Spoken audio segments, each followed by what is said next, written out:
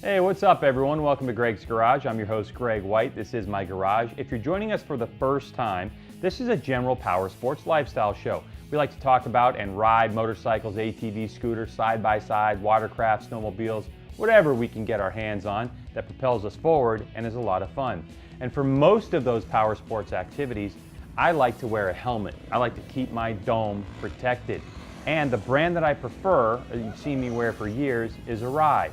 Now recently I was in the Allentown, Pennsylvania area where Arai is headquartered in the United States, and I thought to myself, you know what, I don't actually know much about this company that I put so much stake into. So I went there for a visit, talked to some of the guys, and got to learn more about Arai and Arai Americas.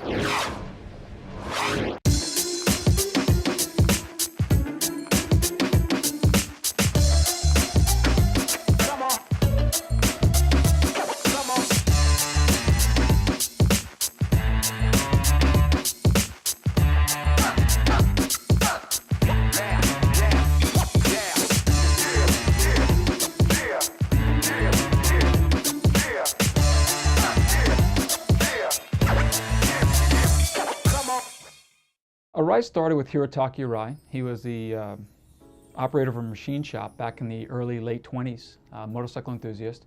He made helmets, headgear for the military, rode motorcycles as a hobby. There's a picture of him riding an old Harley or Harley clone on the dirt, standing up on the seat with a hat. And no one's told me this, but I'm assuming once or twice he hit his head doing risky things and realized that doing stupid things hurts. Looked around, didn't find any helmets, didn't find any headgear protection.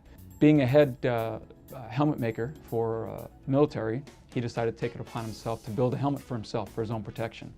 And in the mid-70s, he got dissatisfied with where they were. Arai was considered an average brand. He looked around the world and saw that Bell was the premium brand. He set his focus on Bell. Bell was something that he strived to be, a premium helmet in the world. And he watched that and he wanted to grow and he wanted to expand. And over time, he decided to take Arai to another level. In 1976, he decided to make a better helmet. He decided to make the #1 helmet in the world. Now, at that point, he had no idea what that meant. He didn't know if it meant #1 in sales, #1 in profit, #1 in racing. All he knew, he wanted to make the #1 helmet in the world. So that was his goal, that was his sight. No real clear plan, no real clear goal, just #1. So from 76, I think for the next few years, till 78, he took it upon himself to go into the shell molding department and make the better shell, make a more consistent thickness shell, a lighter shell, a better balanced shell. The engineer experts, the older guys, took pity on him, came over and said, hey, what are you doing? Let us help you. So they tried to help him out, they worked together, and they had some success, but in the end, the best he got out of that was the fact that these guys appreciated his efforts. He earned their respect. They recognized he was trying to do something more. They wanted to be part of something more, so they decided to come and help him, again, on their own time. And very quickly, they built a culture within Arai of let's make something more, something better than just a product.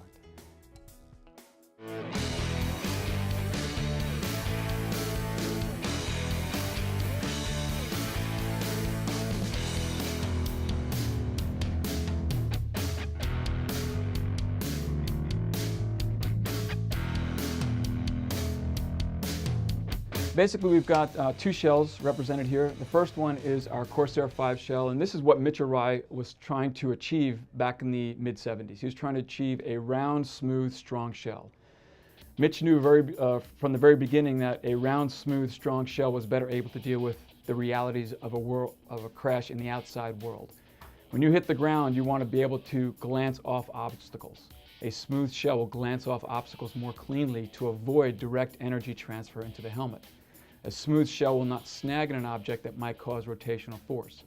A round, smooth shell is stronger.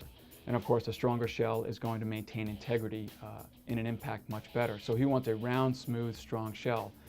That was true back in the early 70s. It's true today. Corsair 5 is our premium street helmet. The exact same application or philosophy applies to our motocross helmet. This is our latest generation VX Pro 4 motocross helmet. And if you look, similar theme, basically round, smooth, and strong. Motocross accidents are similar in the fact that when you hit the ground, you can bounce and slide. So you need a strong, smooth shell to withstand that initial impact. You want a strong shell to maintain integrity, not give up its shape or integrity. And you don't want any protruding obstacles or projections from this shell that might catch or snag that might send more energy directly into the helmet or cause rotational force. Of course, we have a strong shell to deal with those impacts where there isn't a whole lot of sliding or glancing, those sudden stop impacts. When you hit the ground and don't bounce or slide, we want to make sure that the helmet's there for you as well. So on top of a strong, round, smooth shell, we also have a very soft inner liner.